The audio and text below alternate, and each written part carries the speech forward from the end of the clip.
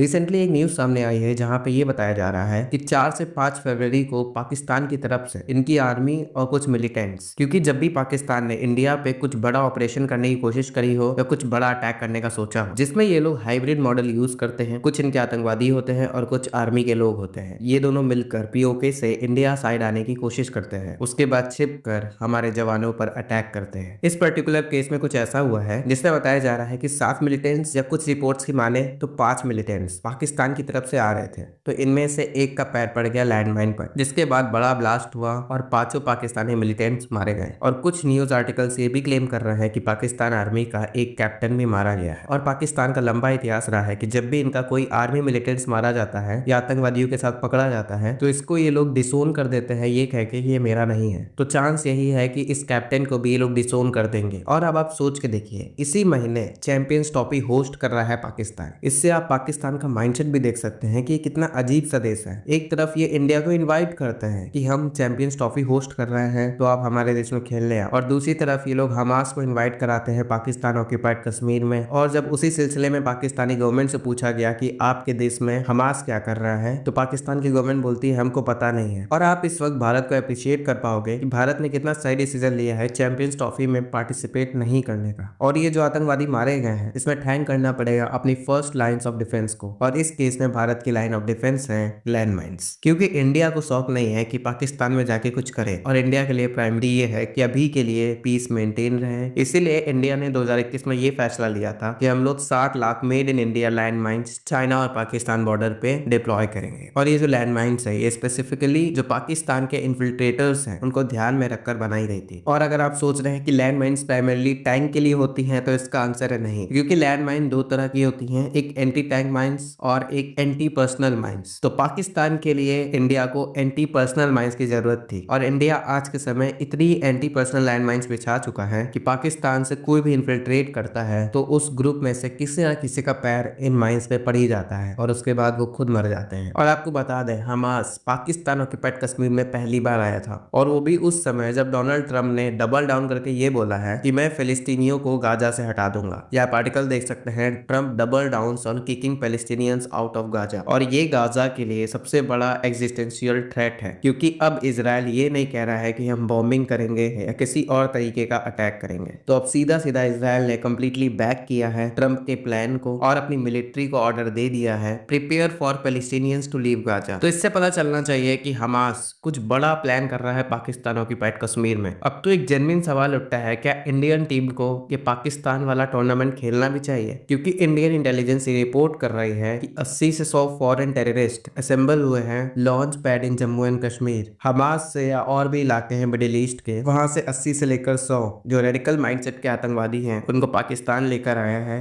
अपने लोगों का मनोबल बढ़ाने के लिए, और धीरे धीरे ये इंडिया में इन्फिल्ट्रेट कराने की कोशिश करेंगे। धन्यवाद।